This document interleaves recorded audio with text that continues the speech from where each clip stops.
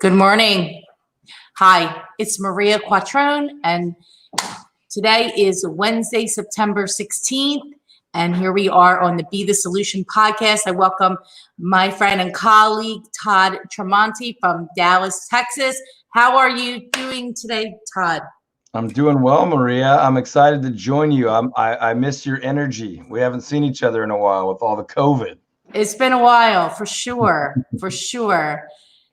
And Todd, take us on a little journey about you, yourself, your team, how you got into real estate, and what things you're working on today. And I'll interject, and I'm going to ask you a bunch of questions. For sure, for sure.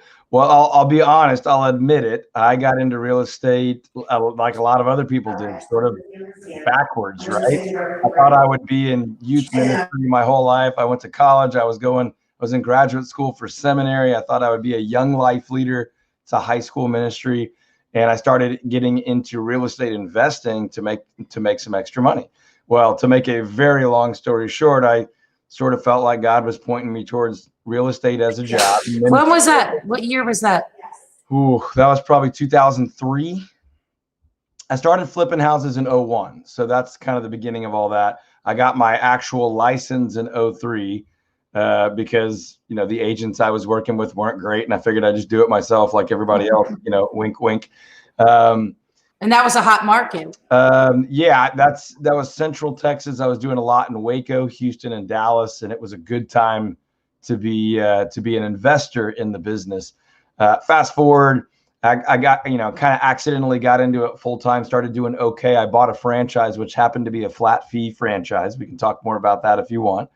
And then over the last 15, 16, 17 years, the pendulum has kind of swung the other way, where my team jokes that we've gone from flat fees to fat fees. And we're typically on the higher end of the spectrum now. But we build all of that based on delivering legitimately, everybody says this stuff, but legitimately delivering world-class value and operating more like a law firm or a doctor's office or an accounting firm than a typical, kind of crazy solo agent trying to spin all those plates. So I'm happy to tell you anything about any of the parts and the mistakes we've made and what we've learned, but that's the fast forward version. Yeah, there are a lot of plates that are spinning. Yeah. So you got into business and you said, I'm going to start a team. You had a lot of business going on, or you actually saw that the real estate industry is broken. It doesn't operate as a solo agent. Yeah, I would say we saw that it was broken pretty quick, and we was just right? I was solo trying to figure it out, and honestly, I think I was too stubborn to get a lot of help. I was too stubborn to model people that had been there before me and done it well. I thought I was smart enough and hardworking enough and could just outpace everybody. And you know this well, I think. You can fail in our business a couple of different ways, a lot of different ways. You can fail by not having enough business, and you can fail by having plenty of business and it just destroying your life, So I sort of reached this point where my middle child, my daughter, was about 14, 15 months, something like that. And I just felt like, we're not friends. This sweet little girl doesn't really know her daddy very well because I've been working too hard. I've been gone too much. And that'll check you real quick, right? So I was like, this is it. We are not doing it this way anymore. We've got to have leverage. We've got to be a real business. We can't just be on the back of my grinding and my hustling and my income. And so it sort of forced me to look at things differently and build a much better real business. And for the last, almost decade, I would say, we certainly don't have it all figured out, but we've dialed it into where we can help our team members and our coaching consulting clients build businesses that fit in and around the lives they want to live. Instead of, like, most agents are trying to find a life in and around the business, right? When the phone rings, they answer, and then they hope to do date night or kids sports or vacations when that's not happening. So it's been a fun ride. So bring us to 2020. What does your business look like today? Yeah, so we're in Dallas, Fort Worth. Our main office is on the Dallas side. If you know the area, it's kind of Dallas on the east, Fort Worth on the west. So our main office is on the Dallas side. We got 5 or 6 agents over there. We have kind of one in our agent and training role. And then we have 4 or 5 staff. And then we have a Fort Worth office that really has 2 to 3 agents over there at any given time. And everything's built, off our staff hub in Richardson. So that's our local sales. I have an independent brokerage, but really the only people there are our team. And then we have coaching and consulting clients, pretty much all over North America, United States, and Canada. We're not trying to be the world's biggest coaching group. I'm not a good coach if you just want someone to say, did you make your calls? How many calls? How many contacts? How many appointments? We're invested in strategy and building those lives that we just talked about, building a business that allows you to live your ideal life. So they're not all the same. It's not cookie cutter. It's not one size fits all. I love it. I do very little private coaching. We do a lot of group, and then we have online modules for our listing a week system and our buyer a week system. My mom was a teacher. My dad was like a top sales guy at IBM. I didn't mean to do this. They made me do it, but I end up loving the sales piece and the teaching piece, and it's a ton of fun. So let's talk a little bit about that. So when did you get involved in the coaching end of the business? Yeah, so we've been doing that piece for a little over 7 years now. Let's call it 8. And it started out as just some group coaching stuff, right? Everybody jump on a call every Wednesday at 2:00 Central. We'll share what we're doing. We'll share what's working. We'll bounce stuff off each other. And then it's developed since then. So we have kind of a group level where there's role play calls and strategy calls, and they have access to all of our online module content. So what do you mean by strategy calls, Todd? What does that look like? So every Wednesday at 2:00 Central, we've got, our core members and then a lot of their team members and staff talking through, what's happening in the market, where are agents stumbling right now, where's the industry focused in the wrong place, how can we finish strong for 2020, how can we continue to produce well and respect our clients during COVID. How do we adjust some scripting and strategy because the market's always changing? How do we onboard great talent? How do we constantly grow and never feel like, I've arrived, other people have to pick up the slack? There's a million different ways we come at strategy, but that's where I light up. That's where I have the most fun. Like I said, if you called me and said, Todd, can you keep me accountable to calling expireds? I would go, no, right. You would hate me doing that. It's and not I would be doing it. Yeah, it's not. There's other coaches for that. Tons of them. So you brought up a few good points. Let's talk a little bit about what we're now September 16th, and you're talking with the agents. What can people do right now to finish strong? I mean, there's a lot going on. I mean, and people are either riding high, and meaning they're like, they've taken the bull by the horns. Right. That's not most, or they're like, oh man, I can't get a buyer, can't get a seller. They're not reducing, or there's no inventory, or what can people do? Agents. Okay. I love the way you split that up, because really people are wherever they are right now based on primarily the choices they've made. Look, life happens every once in a while beyond our choices, but for the bulk of the time, COVID hit and you decided to double down and lean in and create systems, or you accepted it as an excuse and your business is slowly ground to a halt, right? So a couple things here that I've been having a lot of fun talking about. Number one, let me ask you a question if that's okay, and you tell me if you agree.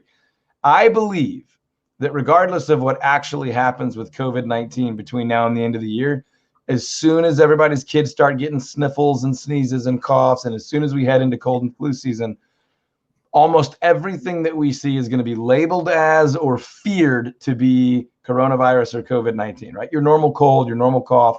So I believe that wherever you live, wherever the seasons shift into fall, winter, and what you would call cold and flu season, that is the benchmark, right? Plant a flag on your calendar on that date and begin to coach and lead and guide and advise your clients and your prospects up to and beyond that date, right? So if you were thinking about selling your house, Maria, I would say, hey, Maria, have you thought much about how cold and flu season is going to impact our local economy this year, right? If you and I said, hey, normally it's about November 1st when kind of cold and flu starts to really kick up, then I would tell you, no fear tactics here. If we don't make it by then, we'll be fine. We'll create a strategy for whatever market we're in.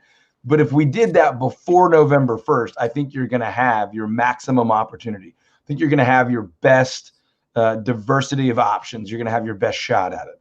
And I would say the same things for buyers, because I don't know for sure, but I think there's a high likelihood that after whatever date cold and flu season is typically getting going in your area, after that, we're going to have more limitations, more challenges, more fear, more, I always say a confused mind says no. We're going to have more confusion, more uncertainty, more hesitation. And we'll do fine. We'll do fine after that. We'll create strategies for that. We'll deliver on people's needs and solve their problems then. But before that date, I think things are going to be a little bit smoother and a little bit more opportunity. So I would begin to coach our agent. I have begun to coach our agents and team, as well as our prospects and clients, that's going to be a big pivot point this year. It might also coincide with a presidential election and congressional elections and all those things. Maybe. I've got one other thing. I always keep my handy prop here by the computer. You use this thing. That's your phone. You know, pick it up, make some calls. Don't be afraid. You know, as the year winds down, especially that crowd, Maria, that you were talking about, that's had a pretty good year so far. We'll sometimes just kind of coast into the holidays. Don't do that this year. We don't know what next year is going to look like. It's not a scare tactic, but what if next year is weirder than this year? If that's even possible, right? But what if, right? Get while the getting is good, right?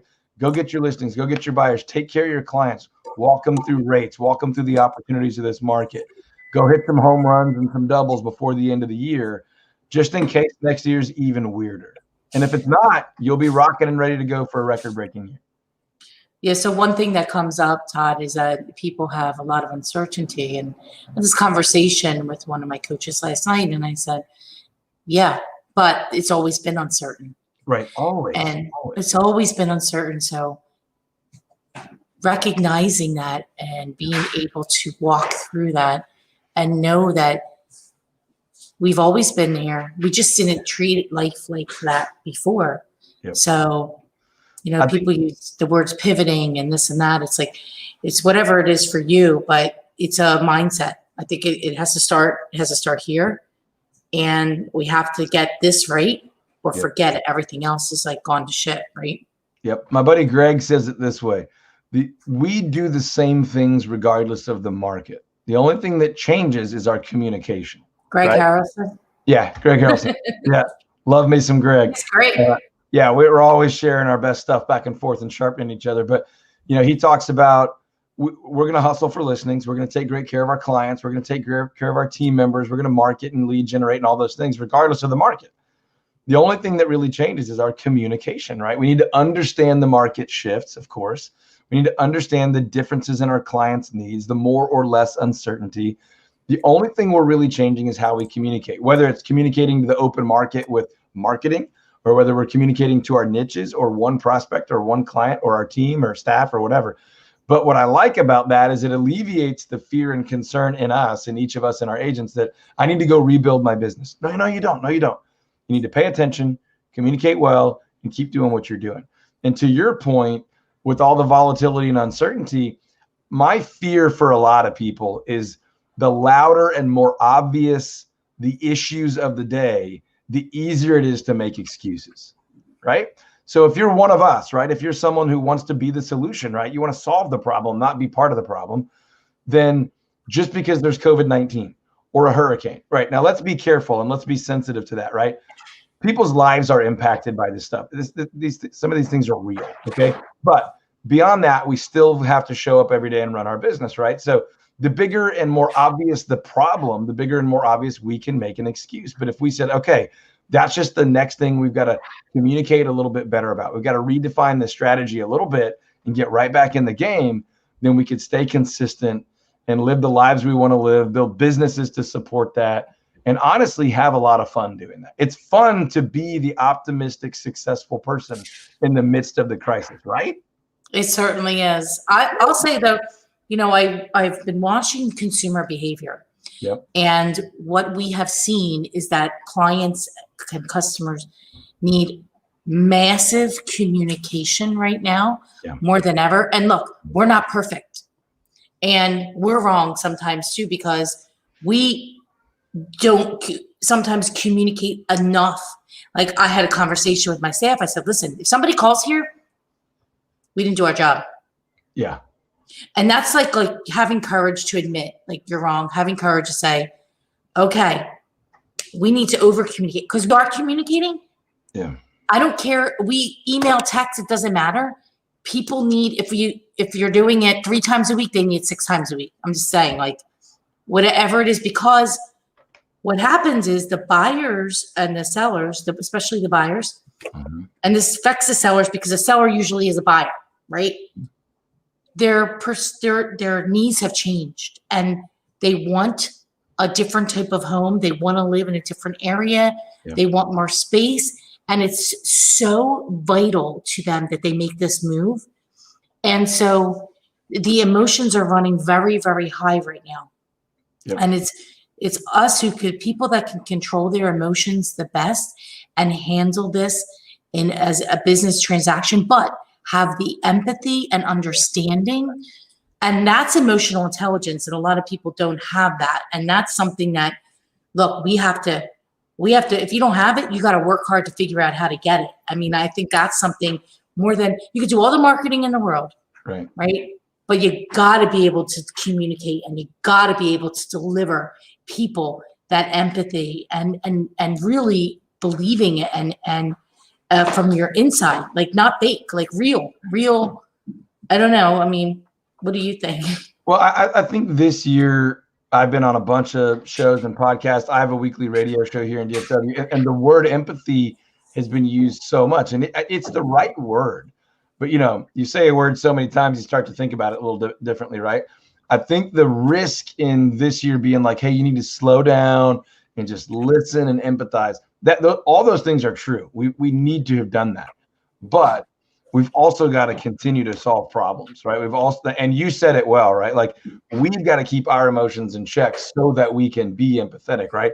But if we slow down and overdo it and become these, psychoanalysts, right, where we're just listening to people pour out all their problems right now, we're not getting the work in, right? No, be the solution.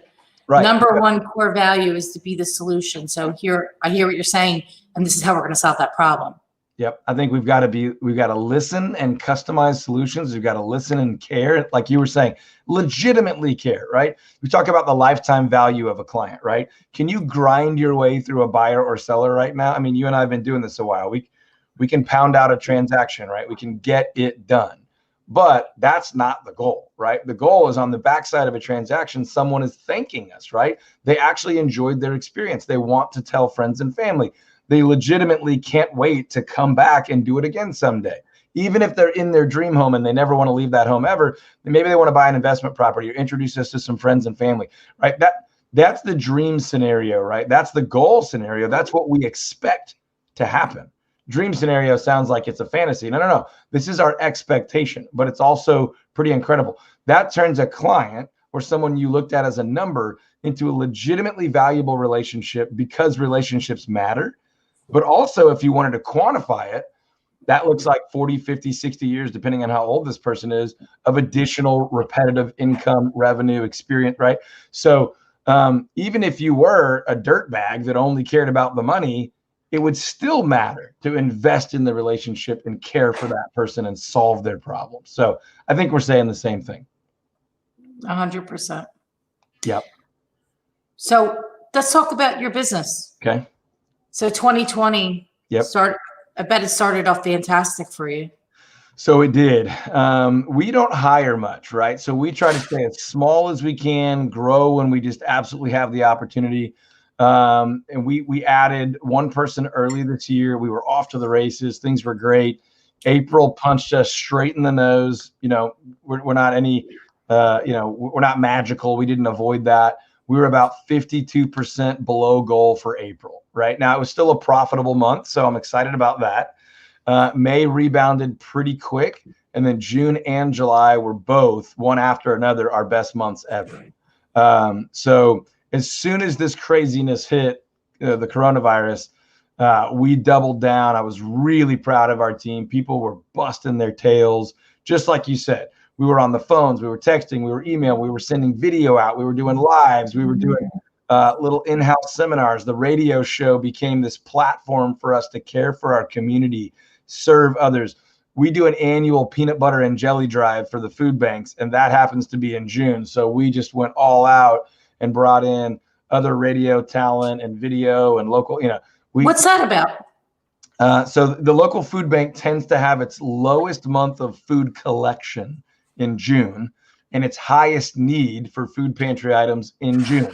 It's like the worst crossover in the world, right?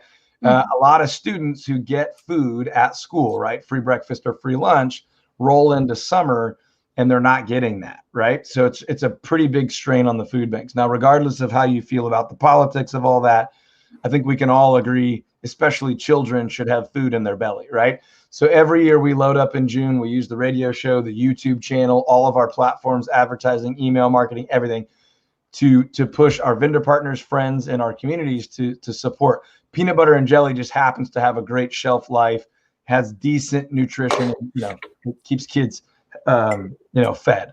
So we do Venmo, we do cash, and we do actual peanut butter and jelly. This year, because of issues with being around each other, we didn't do as much physical food drop off, but we did a lot of donations, and then we end up matching it.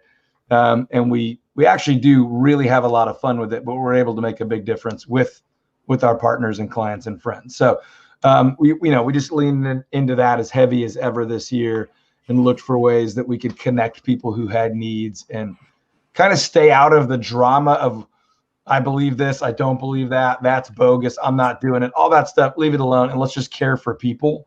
And of course, we just prospected our faces off, right? What does that look like? How many agents total do you have?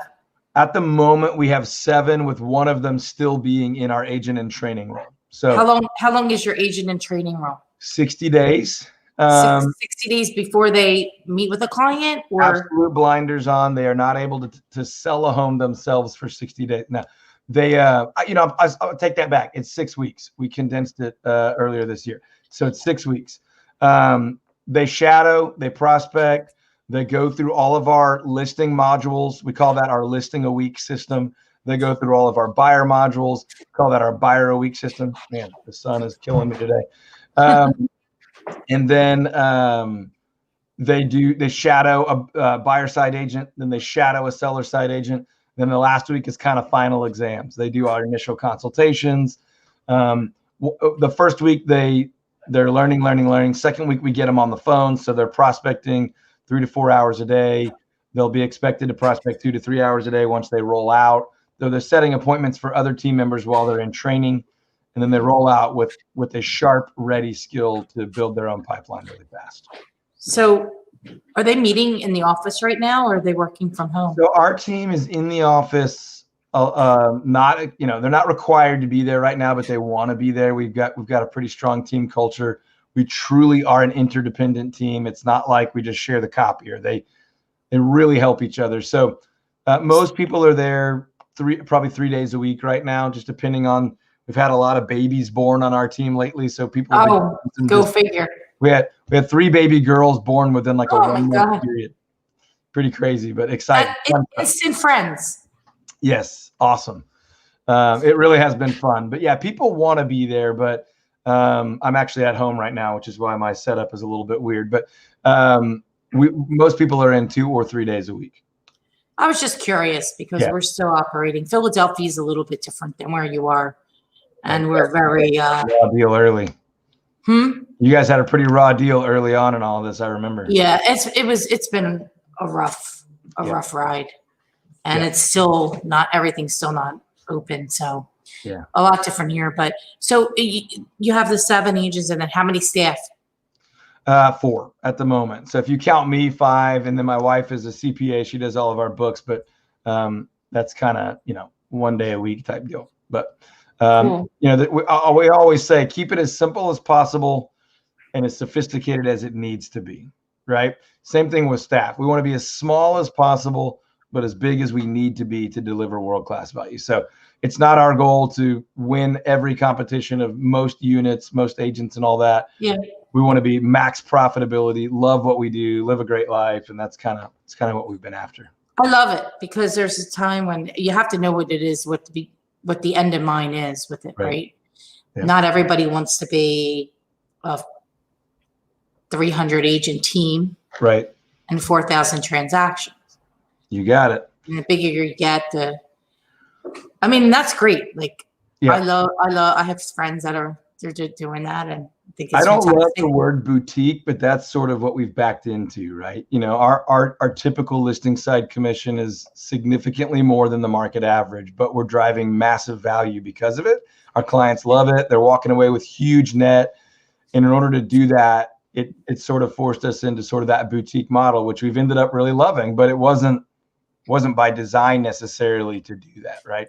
Yeah, I remember that from a while ago. That you were doing a higher number. Yep. And offering like staging services and. Yeah, we include all the staging, photography, pre-inspection, and then we have a 7-step online system for kind of marketing a property 3 ways, creating scarcity and urgency, a totally different approach to negotiation, and then of course, agent specialization, staff help, and a massive, massive marketing effort. You're on radio and TV? So we don't do any actual television right now. We have a little bit in the past, but I'm in Dallas, Fort Worth, so the market is massive, right? So we have a radio show. We're on 3 or 4 different radio stations. We do a tremendous amount on YouTube, and then we do. Go ahead. With YouTube, is that your videos that you're doing in education, consumers, and agents, or what are you putting out? Like, what kind of content? So we do one primary thing on YouTube, and that's direct to our local consumer. But with we just happened to catch a wave of momentum with people relocating to our area. You know, in theory, that's not our ideal client because they're typically one-sided or a referral in one side. But we caught some real momentum with that, and so we create a lot of content for folks relocating to our area. So educational, informative stuff about all the different geographic areas within, you know, the Dallas-Fort Worth Metroplex is massive, right? So there's Dallas, Fort Worth, Arlington, Keller. I mean, there's a million small towns. So we're educating about these areas, kind of corporate relocations, things like that. And then the core content is educational to the site. A lot of it is segments from the radio show, interviews we've done, things like that. Is your radio show, what station is that on? We're on 820 AM WBAP. That's the largest AM station in our market. So a lot of people will call that the Rush station. It's where Rush Limbaugh is. Oh, gotcha. Is Whether Hannity you like on it there? or not, he's always on the biggest station. Yep. Is Hannity on there too, or? Hannity's actually on a different station in our market. That's usually not the case. So we do quite a bit with Hannity on 660. We have a local kind of AM talk political guy. And then we have a local host of the Christian radio station, Afternoon Drive. She's been there for 24 years. She's amazing. She comes by the office. We hang out. I mean, that's been a huge, I mean, all of our relationships with our endorsers are great. We have Barbara Corcoran. So it's been a blast. But some of those local endorsers are so much fun. You know, to be honest, to be brutally honest, I was really reluctant. I did radio for 9 years without any endorsements. You know, I felt like, you know, we can tell our message the best. We won't do any of the cheesy endorsement stuff, but some of those partnerships have proven to be really powerful, and they're awesome. Some of those people are really awesome and have wanted to be a part of our growth and wanted us to help them grow. That's been really fun too, is to kind of be a consultant to some of these radio show hosts that are wanting to build their businesses. So it's been a lot of fun. That's really cool. And you just started that this year, right? Yeah, we just started some of the especially the national endorsements this year. We've had one of the local guys for 4 or 5 years now. So you're on Hannity? Yep, with Hannity and Barbara, and we're looking at 1 or 2 others. Yep. Fantastic. It's been fun. So it's working well? Yeah, it is. You know, nothing is immediate, but I think we had a pretty good platform and name recognition on radio, so it was pretty quick for us. And so obviously pretty grateful for that. That's exciting. Yeah, it's been fun, and it's still building, and we're looking at ways to test the model with streaming and some virtual stuff where we're trying to kind of feel out what consumers want and need, where they're consuming information. So are you talking about OTT? Well, you know, the thing we've tested most lately is streaming sponsorships, right? So if you listen to radio on iHeart or a streaming device, there's usually kind of a mandatory 15-second spot before you get going.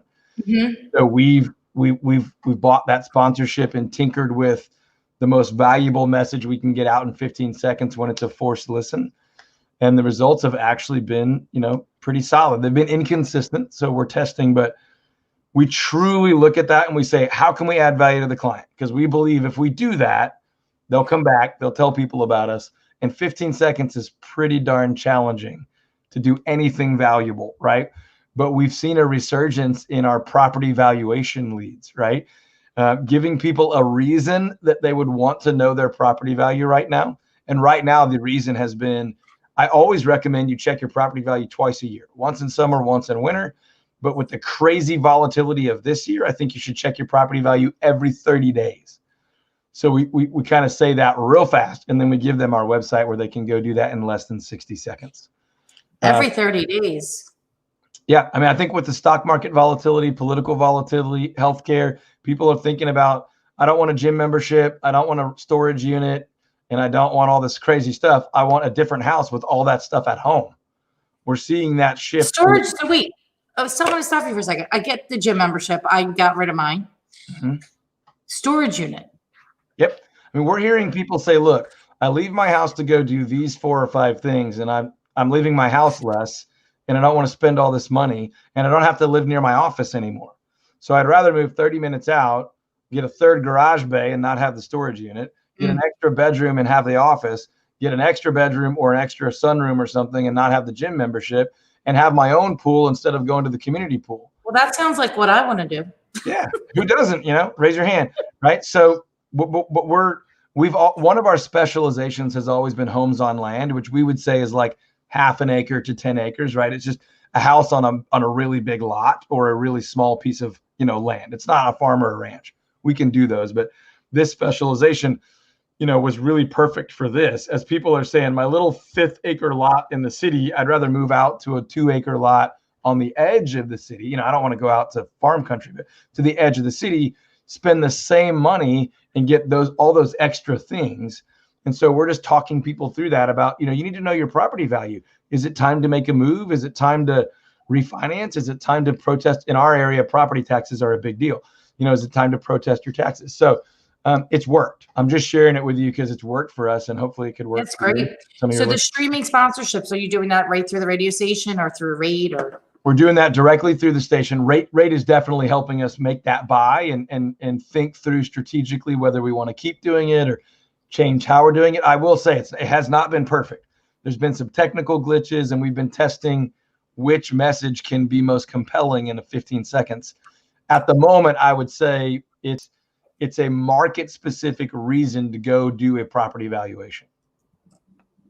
Market-specific. And the market-specific reason for me has been that, normally you would check this once or twice a year. I'd be checking it every month because this market is crazy. So how's the values in your market? They've gone up a bit, or? They're continuing to climb for sure. Early, middle part, early year, and certainly right when the Corona hit, our days on market was climbing, but so were our values. Our days on market has come back down, not crazy, but come back down to probably this time last year. But values are continuing to go up. Our builders have not kept pace, which is a beautiful thing. They've kind of been another accidental, artificial influence on low inventory. Interest rates have created some wackiness lately, but we're still low inventory. Values are still rising. Pace is still really good. I always say back to school in our market is the only real hard pause because we don't have harsh winters.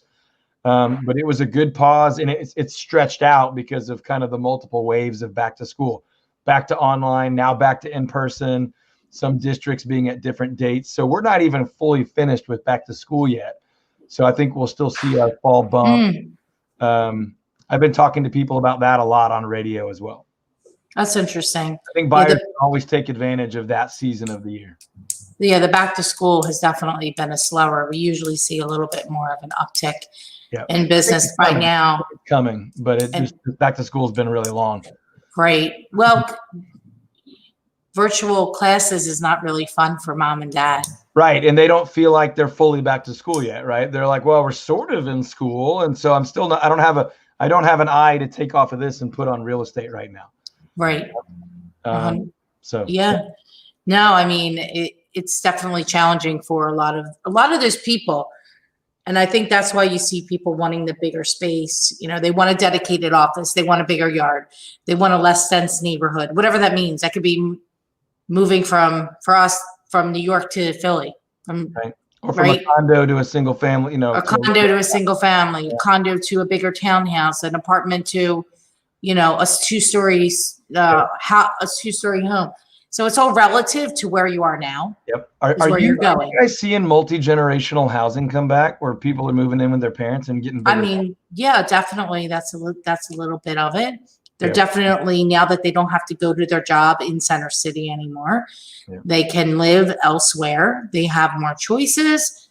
They can get a bigger house further out from the city for less money. So that market's crazy, and the city's a little funky right now. Yep. Definitely is. People are thinking, where do I spend my money? Where do I want to be long term? I do need, if you're working from home and you live in a 2-bedroom, you probably got to move. Yep. And you can probably go get a 3-bedroom for basically the same price if you can move a little further out, or if you can move to a different geography, right? Right. I think we will at some point go back to some normalcy, but obviously we're not going all the way back to where we were. Huge multinational corporations have proven they can maintain the bottom line with a massive virtual workforce, right? Or at least the trade-off of slightly less efficiency for slightly less cost has netted out well for them, right? So I think from a real estate market perspective, or even just from a home ownership perspective, those criteria, those demands, those needs are shifting, and they're not going all the way back. And we would be wise as agents and brokers and team leaders and owners and all these things to notice that and get out ahead of it, right? So that's what we've tried to do, and tell that story of, look, if you're considering this, I acknowledge that's actually a healthy thought, right? That's not crazy, selfish, weirdo thinking. That's pretty smart, right? Simplify your life, centralize your costs and all these things that you're utilizing, and then just be prepared for as the world continues to change. But it's been a really, really interesting year, no doubt about it. But I think aside from the obvious negatives, it's been a really exciting and a great year to be a business owner. I always tell people, small business is hard. Most things don't work, right? It's just that most things don't work. When you find a few things that work and you can build some great systems around it and put some great people around it, it can be a great ride, and we can solve a lot of people's problems and make money and have fun and live some really great lives. And this has been a year that's proven that, right? Oh yeah. This is Be the Solution podcast. It started April 1st. There you go. And I accidentally just did a massive commercial for you, as I literally talked about your core value as the whole point, like this. That's what this year has been. And the truth is, like Maria said earlier, that's what every year is. The market's never the same 2 days in a row, 2 years in a row, 2 quarters in a row. It's always changing like crazy. So we don't live in a vacuum. And I constantly talking with business owners about that, sellers with that. Every day a new listing comes up, one sells, one goes pending, one goes active. It affects the value of your property. Yep. Yes, we could have been priced right when we went to market, or we could have been overpriced. And in that case, now we're really overpriced because we are not ahead of it. So making the market, and people say, well, what's making the market? Being the number one price property in your area location, and creating such a value that it caused somebody to pull the trigger. Because if everybody's sitting on the fence waiting, and you have in some cases in our area, we have 9 and 12 months, and in higher end, 30 months of inventory. Yeah. 30 months.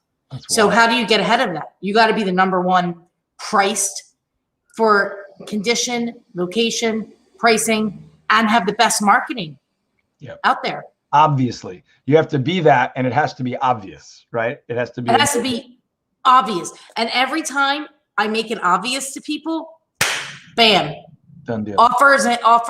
We generate offers. Yep. And then that gives it, and here, look, we can't negotiate something we don't have. Yep. So generating the offer, giving the seller the opportunity to negotiate this, negotiate it to get because look, they didn't put the property on the market because they didn't want to sell it. That's right. So it's our job to bring offers. We don't make the prices. Yep. The buyers make the prices. And I'm like right now, Todd, I only look at pendings for closed for 60 days out, 60 days ago. So what closed during COVID? Yep. We've been coaching a lot of our clients. Our market's not as much that way. We use this strategy a little bit, but we've got agents in oil oil communities where the oil and gas business has really hurt them. Certainly, we've got some clients in Rochester and markets more similar to yours and all over. We've been really coaching a lot about reverse offers, right? Like you were just saying, creating that offer opportunity, ethically manufacturing an offer, even if it's just the first offer to create competition and momentum, scarcity and urgency.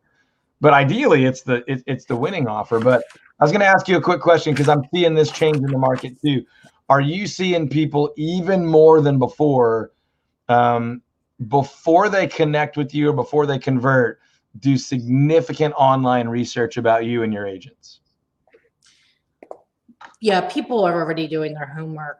Yeah, I feel like they have been, and it's tripled lately. So we have been really emphatic about Google reviews and using our Google My Business profile. And just for you and your listeners, I think there's a direct, very short-term return on investing in that profile, right?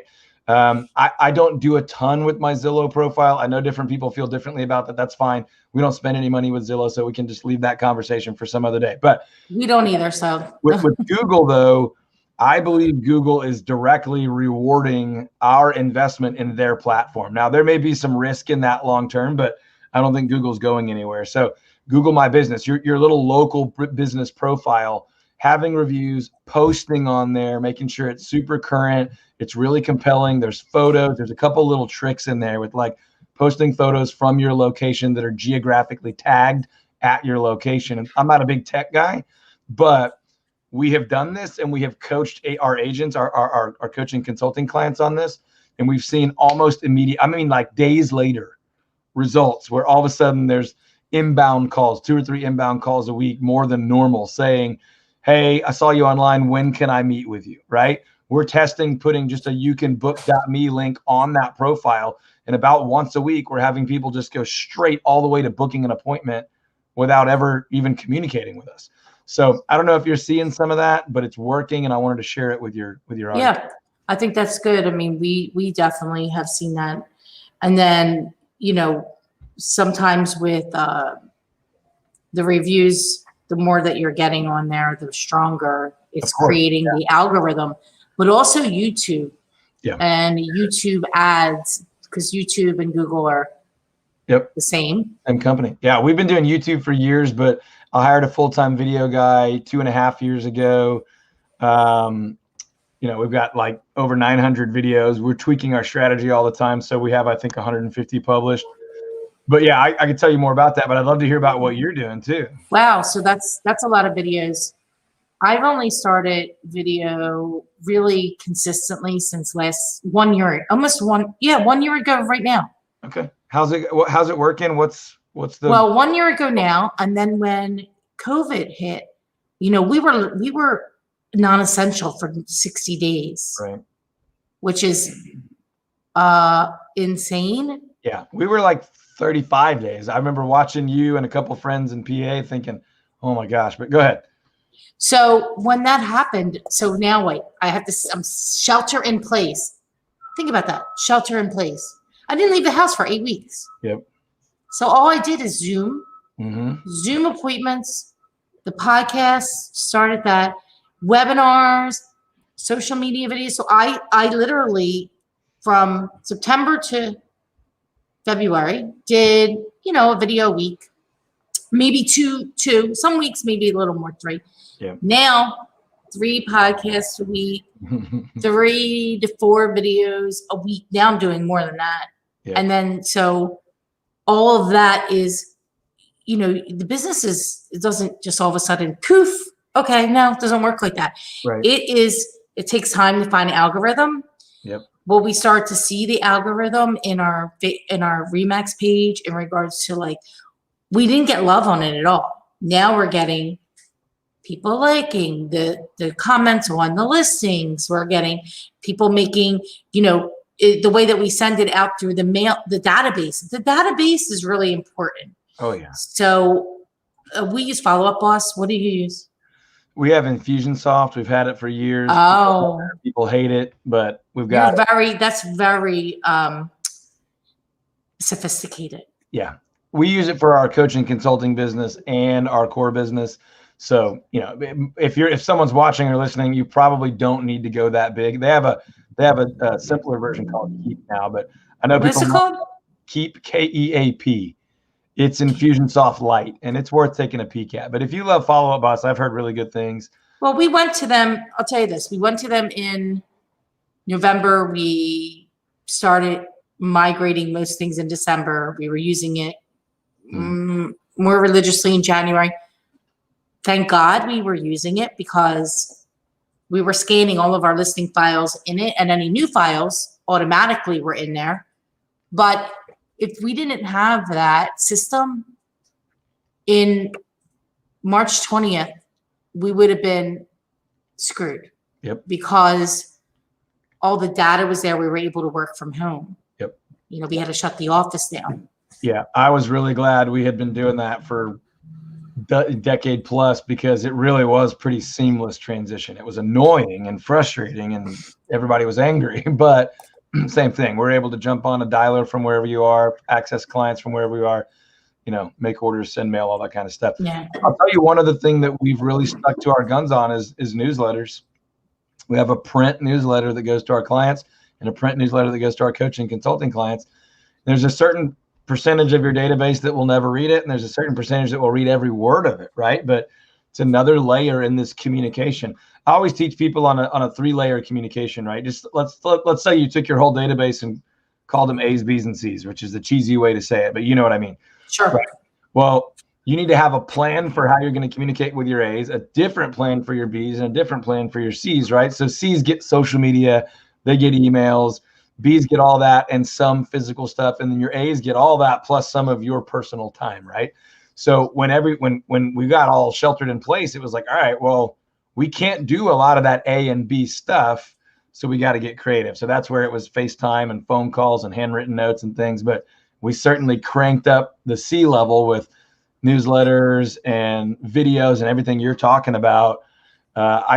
You've always been smart. You've always hustled. And I've admired watching all that you've built more than you already had during this crazy ride. And it's been good encouragement and accountability to me too, to say, look, I'm not crazy. Let's keep building. We're going to lean into this. One of our company core values is run into the fire, right? If something's on fire, we're running at it. We're solving the problem. We're going to be the solution, right? Instead of curling up in the corner and hoping someone else puts the fire out and the whole dadgum thing burns down. That's the story of every real estate transaction, right? Yeah. Come up and some agent's like, oh, I hope Maria fixes it. I'm new. Maria's awesome. She'll just do it, right? But we want to train our agents to run into the fire, right? To be the solution. And I think you're modeling that well for your people. I hope they're noticing, and I hope the agents in your community are noticing, because I'm halfway across the country and I'm noticing, and I want you to know I appreciate it. It's been really, really awesome. Thank you. I appreciate that acknowledgement. It's very kind of you, Todd, because sometimes we do stuff and it just feels like it goes unnoticed. In my wheel. Yep. Unnoticed. But I love the newsletter. I talked to somebody else last week and they do the newsletter too. Do you do that in-house, or do you use a publication that helps you out with it? Or we're crazy enough to do it in-house. I do have a recommendation if you're looking for someone else that does it. But we customize ours so much, and I'm just really lucky. My listing coordinator, we've got a different title for him, but because he does way more than that, but he has a journalism degree. So he actually enjoys putting it together. I write my letter. We have sort of a templated format, but it's custom written each time. And we're doing a lot of strategic marketing with it. And that's where I think you would get a kick out of it, right? But we're seeding our evidence of success. We're modeling our gratitude for referrals. We're celebrating our team members. We're celebrating our vendor partners and our sponsors. And then we're growing the team, growing our lead gen, growing the business, and building relationships, right? All those things are essential, but they're really hard to do. And so it's just one more tool to do that for hundreds of people every month for about $1 each. And I just think there's some people, whether you want to call them an older demographic or old school or whatever, that really appreciate putting their hands on something, and someone that's still doing that and that it shows up every month or every other month, just automatic. It shows professionalism and consistency that you have the ability. Newsletter Pro is a company run by a good buddy of mine named Sean Buck.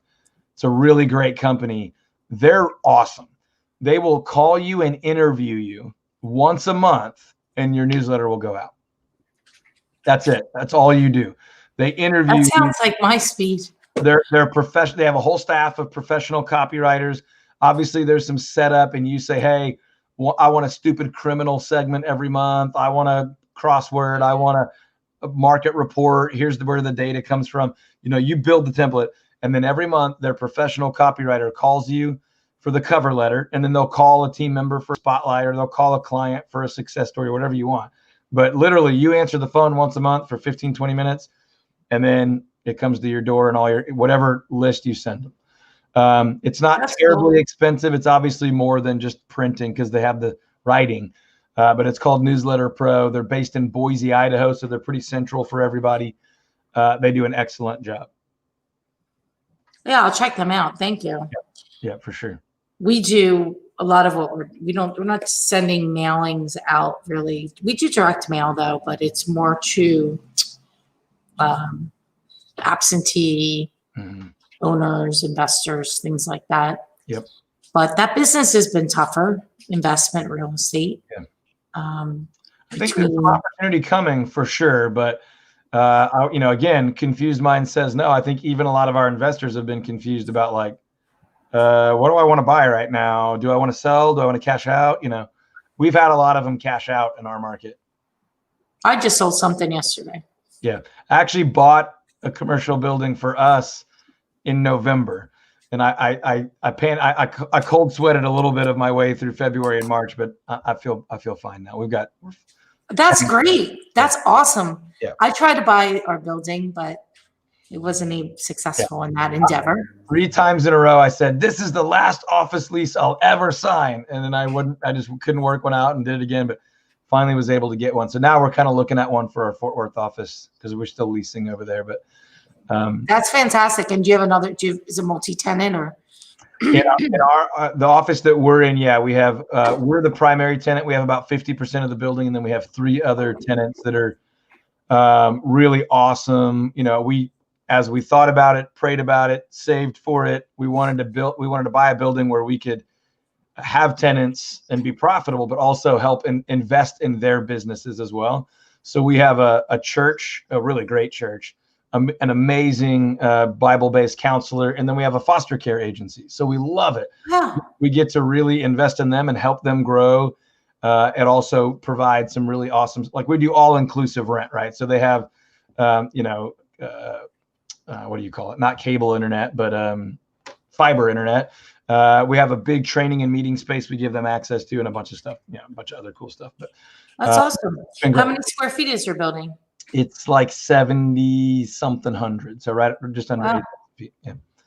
Single story, residential style construction, but commercial on a great through street in our bullseye of our target market. So congratulations. Yeah, thank you. It took a while to find the right one and make a deal make sense, but it was great. So what's your favorite podcast you're listening to right now? My favorite podcast out there is How I Built This. It's actually an NPR podcast just on some of the biggest, most amazing businesses out there, like how they got where they are. Most of them have already sold and cashed out, so they'll tell you the whole story. Some of them are still in it. So I love that one. Within real estate, I think, Greg's podcast is awesome. Level Up. I think Lars does a really good podcast with Real Estate B School. I do a little bit in industry all the time, and I do a lot out of industry a lot of time. I love what you're doing. There's a few other ones that really aren't podcasts. I do kind of a sort of maybe kind of podcast with Jason Samard. We do something probably twice a month. We just throw it out there. We call it Dual Threat. It's basically on. What's that? It's Jason Samard and I jumping on Zoom and doing about 14 seconds of show prep before we go live while everything's loading. It's like, hey, what do you want to talk about? What's on your mind this week? And it'll be like, hey, onboarding agents. Hey, reverse offers. Crazy brokerage models. What are we doing to finish the year strong? We'll throw it out, and it's totally raw, no prep. We'll pick at each other, talk smack to each other, I'll be like, I can't believe you do it that way. I would never do it that way. Or it's most boring when we agree. But it's always great when you have two dynamics, right? So the funny thing is, he swore he would never join EXP. 6 weeks later, he joined EXP. So we've done 2 episodes on why did you not want to join? Why did you join? I'm an independent, so we talk about everything. We pick at each other, but we encourage each other. We help each other grow. We're both coaching. So we're talking about, we have a laboratory to learn from all of our coaching and consulting clients. He's up in Nanaimo, Canada. So he's in a totally different kind of mindset from a market, country, political perspective. So it's really good content, but we don't spend a ton of time promoting it. So it's kind of the hidden gem, I think. You can find that on our YouTube channel if you want. I'll give you the link. What is it? Whatever. If you go to tthst.tv, Todd Tramonte Home Selling Team is our team. So tthst.tv, like television. That'll just take you straight to our YouTube channel. And then you can find it on a playlist called Dual Threat, or you can look at all of our other stuff. You'll probably find 100 and something videos published right now. We got a little bit of YouTube coaching, and so we unpublished a bunch of stuff, and we're slowly republishing it. What is that YouTube coaching? What's that mean? Well, we just hired a guy to do some consulting for us. By the way, anyone who's coaching other people who's not getting coached, red flag, right? Yes, you believe in collecting money, but you don't believe that you need to always get better. That's a little bit alarming. But anyway, I hope that the coaches are being coached. Yeah. And I think everyone and their brother's a coach right now. And anyway, that's a whole nother conversation. But we paid someone to kind of look at our channel and talk us through some strategy of how we're creating, and basically they were like, look, your content's valuable, but here's some ways that you can, get more subscribers, get people to listen, come back more often, whatever. I've always been challenged by this, having a consumer facing YouTube channel. If I were them, I would only care for the 60 or 90 days that I'm buying or selling. I'm not going to be a lifelong listener. Right. And so I've always kind of wrestled with, we want to provide amazing content, but we're not necessarily building listenership. Now, if your audience is real estate agents and you're providing absolutely free, valuable tips from people all over the country, agents would be crazy not to subscribe and watch and listen to everyone multiple times, because why wouldn't you? But anyway, we got some good information on that. I'd be happy to share a bunch of that now or offline later with you. But anyway, I told you we had 700 or 800 videos, but you'll probably see 160 or 70 of them there. There's a playlist for the radio show segments. There's a playlist for that Dual Threat podcast and a bunch of other podcasts I've been on and radio stuff we do. Anyway. It's all about creating content. I mean, that's.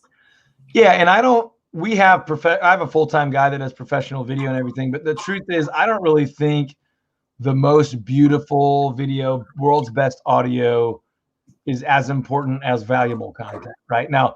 Bad audio and bad video. Like I had the sun on my face for a while. I was like, shoot, but it can make it less compelling, but valuable information is like the currency of business in my opinion. We do an annual conference for real estate agents every year. And I care less about, how beautiful the hotel is. And I care more about is everyone that we have contributing going to share really great stuff? And our guests going to be able to share really great stuff, right? So we had a lot of fun. We're actually doing that again, third week of October. It's virtual if anybody wants to. Oh, cool. Yeah. When is it? It's October 20th and 21st with a bonus day led completely by me on the 22nd. First couple of days will be about every real estate topic you can imagine. We host it for Real Geeks, which is like a technology CRM website platform, but you don't have to be a Real Geeks user. You would still love it if you're not. But the first 2 days are about lead gen, conversion, team building, individual agent teams. We have some panels about kind of women-owned, working moms. We have panels about, dads and business owners and married partners, all sorts of stuff. And then the day 3 is about increasing your fees and profitability by delivering world-class value. That's kind of our coaching consulting content. Where do we find to register at? Here comes another weird website. You drop it in the contact in the comments, but I'm going to write it down. urguc.com. It stands for Unofficial Real Geeks User Conference. urguc.com. There, I just dropped it in the, oh, that was in the private chat. Let me do comments here. Okay. How much is it? I think right now you can do a VIP ticket for like $249. It's super cheap. We'll give you all the recordings.